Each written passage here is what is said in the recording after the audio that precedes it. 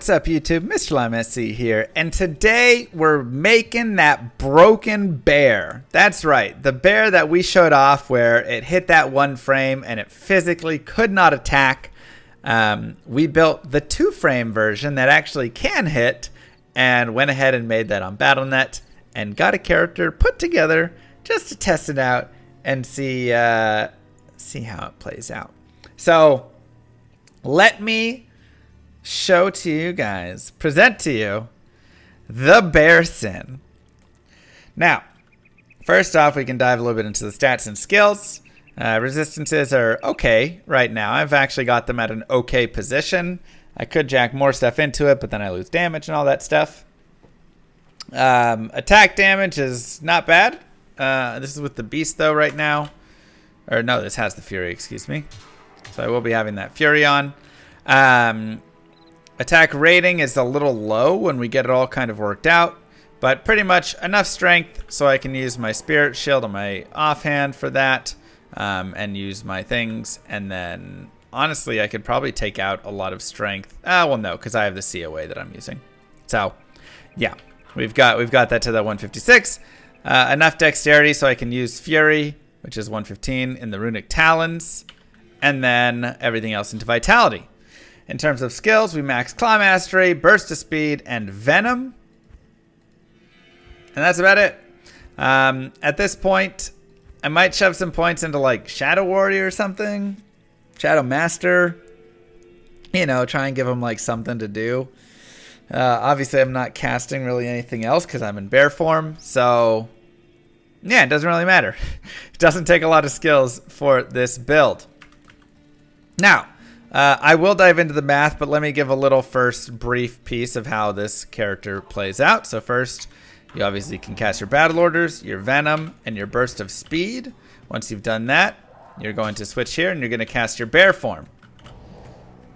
From here, you switch over to your fury, and now your character is prepped and ready to go.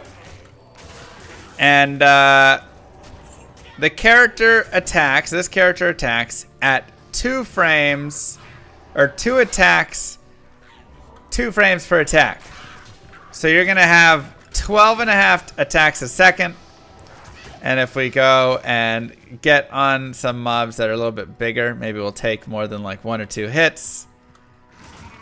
You can see the attack speed of this character is pretty ridiculous. And of course you do want to wait for the fanaticism to get in that range.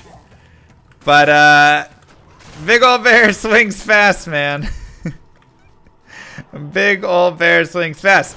So this is probably actually the fastest build possible in Diablo 2 because it won't break. So like the other characters, you know, they would kind of like have times where they would take their breaks for their, you know, okay, with Fury you hit, and then you have your final Fury, which is 3 or 4 frames, or the kicks in 4 or 5 frames, whatever.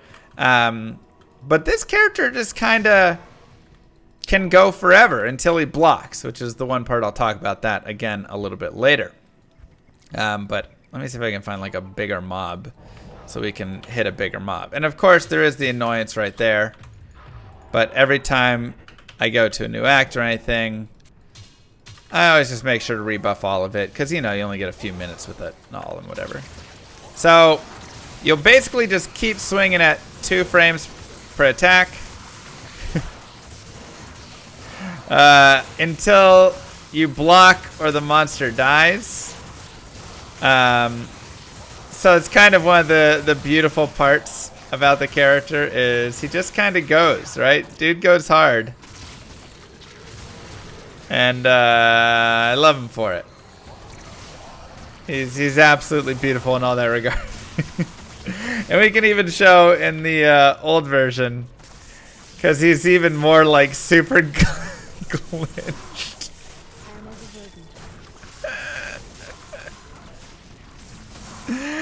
He looks so stupid in the old version.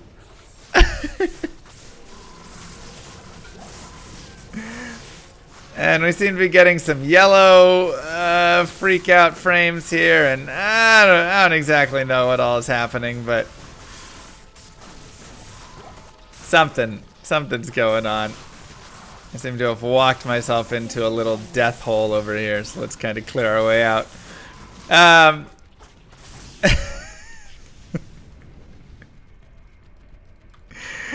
He just looks so dumb, doesn't he? But he's wonderful. I really love him for what he is. And like I say, I'll dive into a little bit more of this stuff here as well, because there's plenty to discuss with this character. The good, the bad, the ugly, all of that stuff. We'll go over the gear, the stats, all those things. But, I mean, individually, homie goes hard. And he swings, this is just a normal attack. And he swings so insanely fast. Plus he's got 4,500 life. You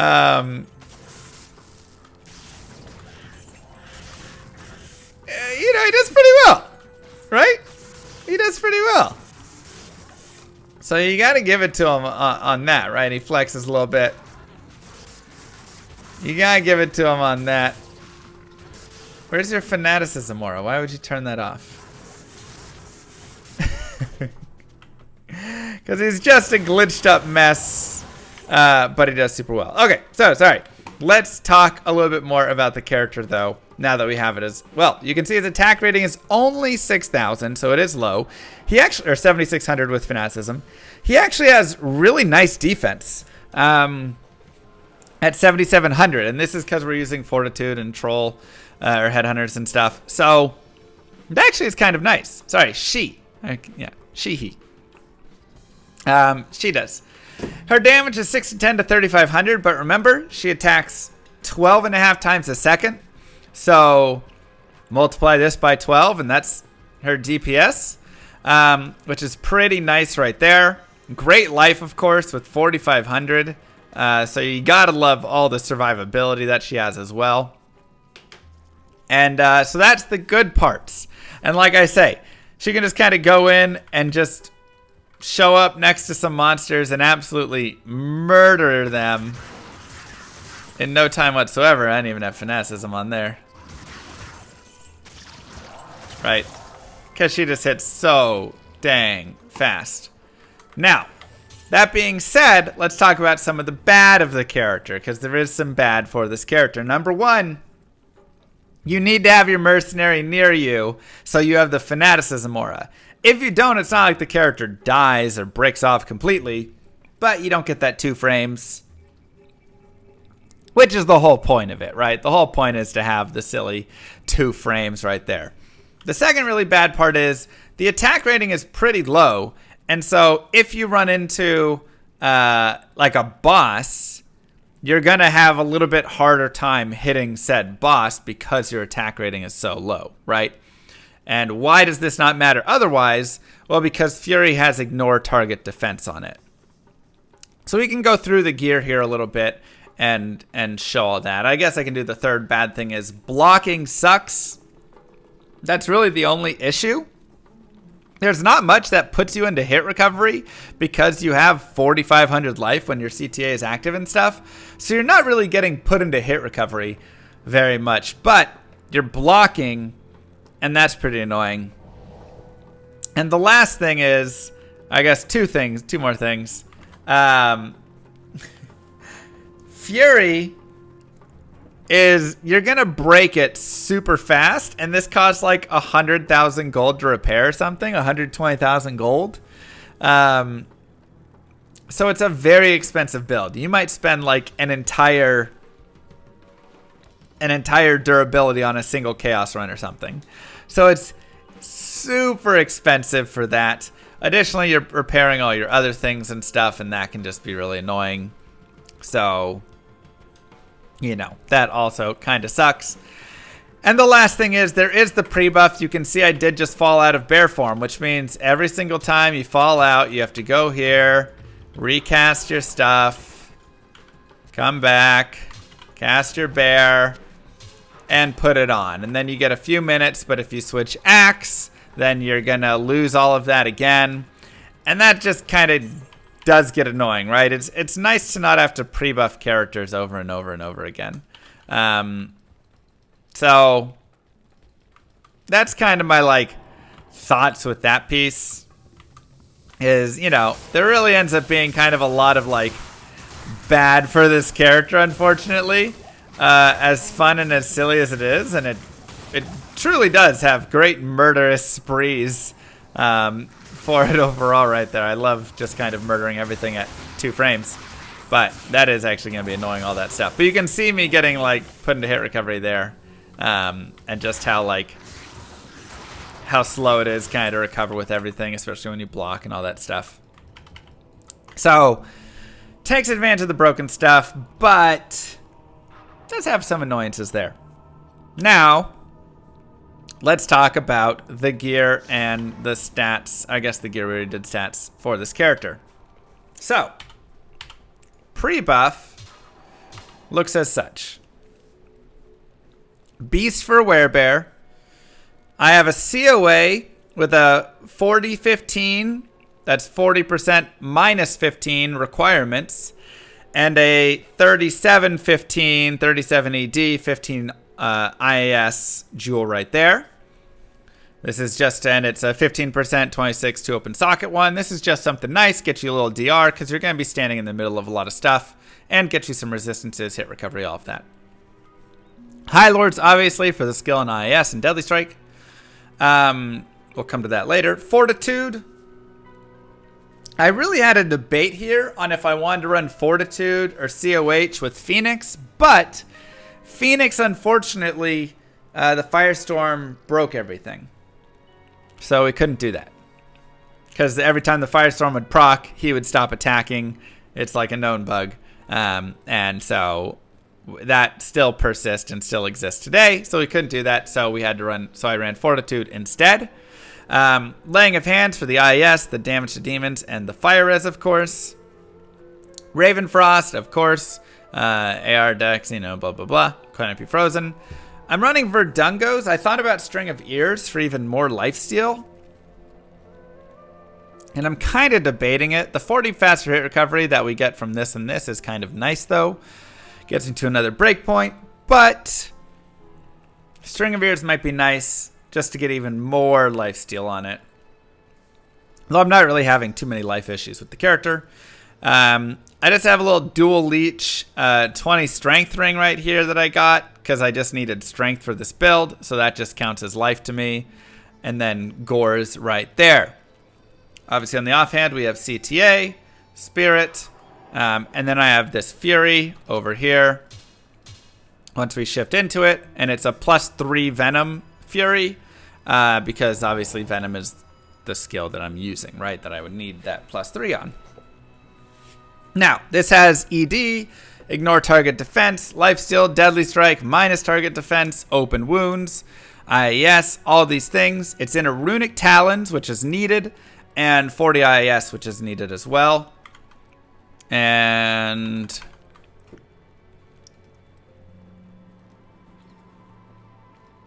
if I bring this table up, I can show you where we're all at with all this stuff. So, once again, this is Assassin, Werebear, Runic Talons, standard attack. You don't need to put those in. Level 15 Fanaticism with a burst of speed. I just put level 24, even though I have a level 30 burst of speed, because I wanted to see how low of a level burst of speed I need with level 15 Fanaticism and all that stuff. And here you can see with a 40 IAS in a Runic Talon, you can hit the 2 frames right there at 100 gear IAS. That's level 24 burst of speed. But you can't have any other thing. So Chaos doesn't work. Anything with lower IAS, or if it's a slower base, you're not going to be able to hit that 2 frames, right? I think I talked a little bit about this in that other video right there, but that was kind of a important piece. And then here I can show, so let me move this burst of speed up to like 30. I think I have it at 31 right now. We can do this, and we can have this here, and bring it out. And you can see at 30, there's still no way if you're below 40 IAS. So it didn't really give us a lot of options. So it meant we needed a 40 IAS Runic Talon, or I could have used 60 IAS botted in a Phase Blade, but then I have lower damage. I don't get to take advantage of Claw Mastery or anything like that. So I decided against it. And here I would only need 90 IAS from my gear with the level 31 burst of speed. But I didn't really have a way to like get to 90 that felt very good and all that stuff. So instead we went 20, 35, 45, 55, and then I just jammed 3 45 or 3 35 15s into this Headhunters. So this puts me at 100 IAS, which means I can have that lower burst of speed, which is nice because then I don't have to do stuff to like pre-buff, you know, even pre-buffing the burst of speed every 10 minutes and stuff. That would just be too annoying. So just shove some of those in here to get a little extra ED and IAS, which is, you know, always nice. I can move it over here so you can see it a little bit better. All the charms are just going to be max damage with like life, 10 maxers, 10, 72, 40, 10, 72, 35, 13, 71. I have one of these because my resistances with my cold res are a little low, so I felt like I'll just put a life with cold. And then some like 3, 10, 16s, 3, 18s, some fasters, 3, 11, 16, 3, 17, 18. I was just kind of looking for some, you know, small charms that were just 3 max damage with some life and stuff like that on them.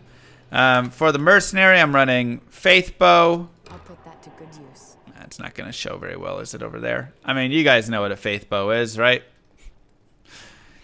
Faith Bow for the level 15 Fanaticism, a Treachery for the IES for her, and then Andy's for the IES as well. Get her a little bit more stuff, get her some lifesteal, all that stuff. I do need to give her a Rao Rune in this Andy's to help with her fire res.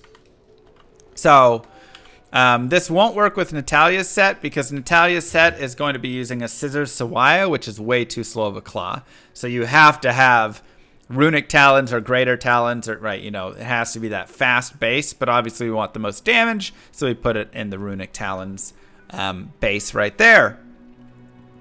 But let me go back to my discussion on Headhunter's Glory. So I actually believe this was the mistake of the build. Using a Headhunter's Glory. What I think I should have done instead was get a 4 open socket shield. So like Monarch, right? 4 open socket Monarch shield. Put these 3 gems in that and put a perfect diamond in it. Now, why I was attracted to this is because obviously a little life after kill is nice. A little bit of fire res, poison res is nice.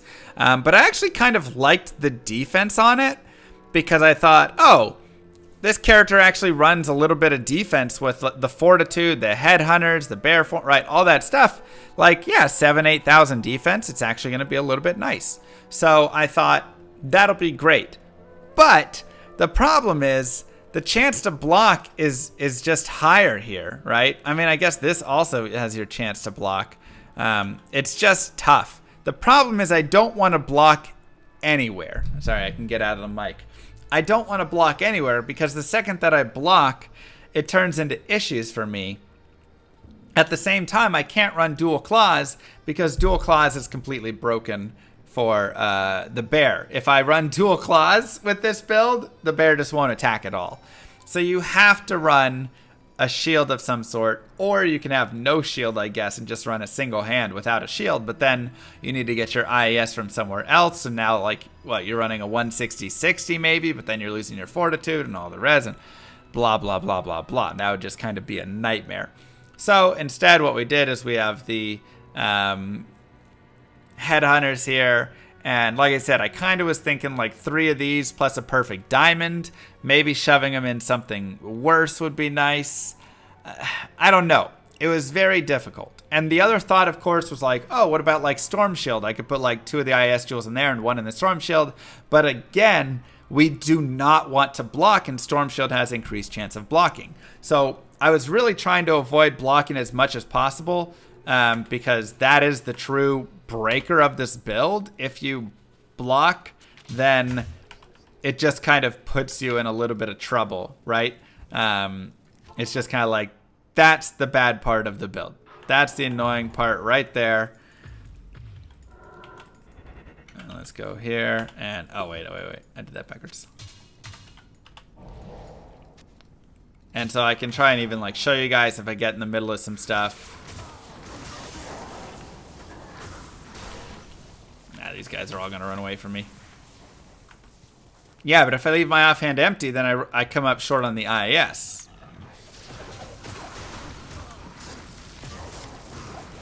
Right? Who's got Holy Freeze?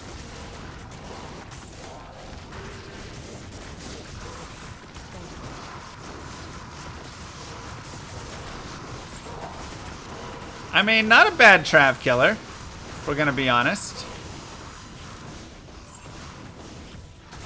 Not a bad Trav killer at all. So, you know, finding a purpose for this build, I think is the best way to do it. I really want to get... gifted a tier 1 sub to X Spice. I want to get in a spot where I'm blocking a lot. Maybe we go back to the Chaos Sanctuary. Yeah, I mean, she's a complete tank. She's a complete tank. Let's go back to River of Flame, because there were a lot of mobs there.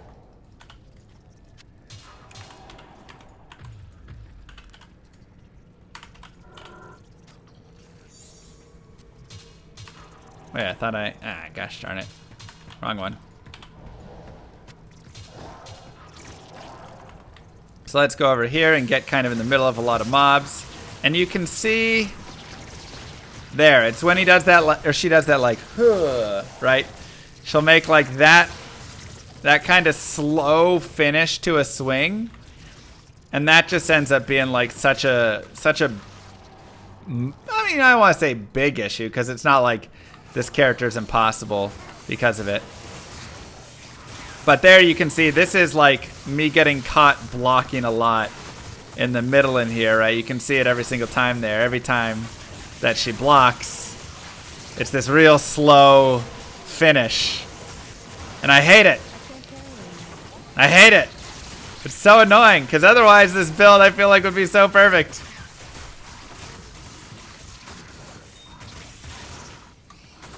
Isn't this affected by next hit always misses? I mean, I'm not like doing Fury or anything. I hit literally 12.5 times a second, so that doesn't really matter, right? Like, I'll miss one hit if I do that. That's the important thing to note. This is just a normal attack. This is just a normal attack here. This isn't a Fury or anything with, you know, with that. It's straight up just a physical attack, but you can see kind of just runs into a little bit of issue with the block. It's just a minor annoyance.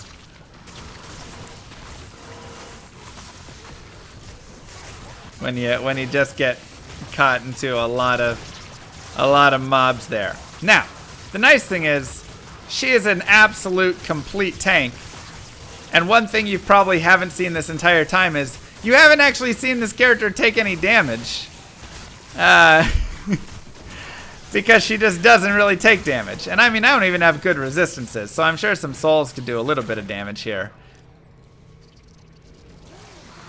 But like, you just don't take damage, and you have such big lifesteal and mana steal, even though you don't, but if you put String of Ears, you'd have really big mana or lifesteal. That with your attacks doing 1600 to 3500, whatever. Why did that drop down? Oh, our battle orders were off. Once again, the annoying part of the build.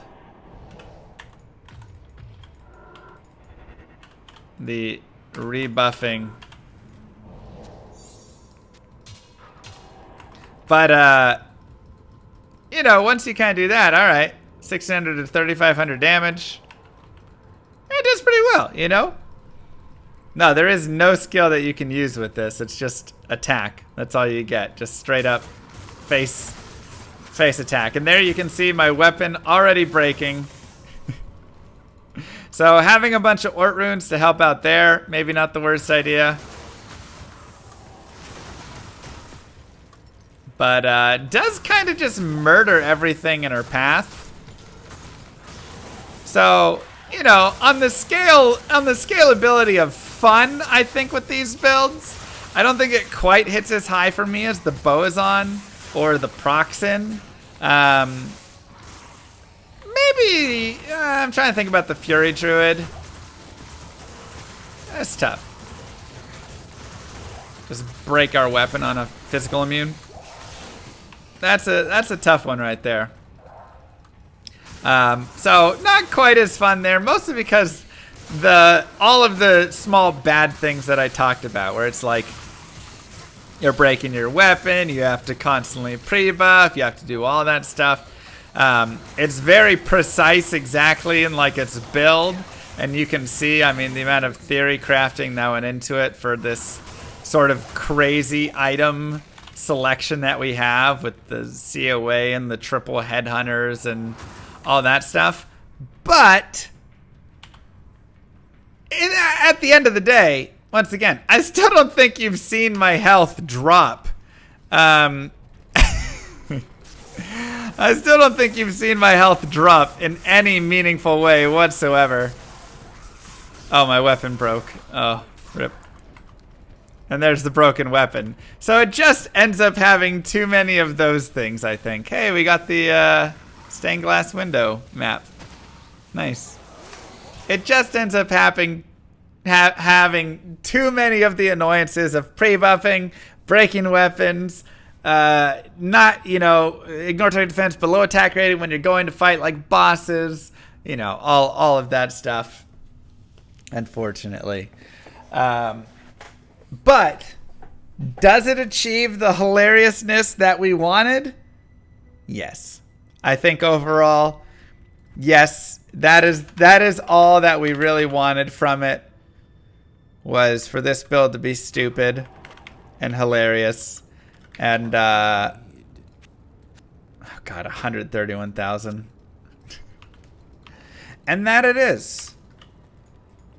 That it is. So we at least have to give it that. I don't have any Ort runes. You have to just stack up on Ort runes and probably Rao runes as well for the armor. Yeah, nothing in there, nothing there. Brutal. Brutal. All right, let's take some gold out. So the GG circlet, that's not on this character, that's on the Boazon. What do you need? So fun character overall. Does it get the llama recommendation? Probably not.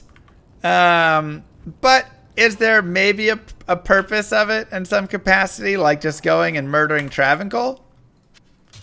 Maybe. And I mean, you know, the whole pre-buff situation, while annoying, what was that, 4 or 5 seconds?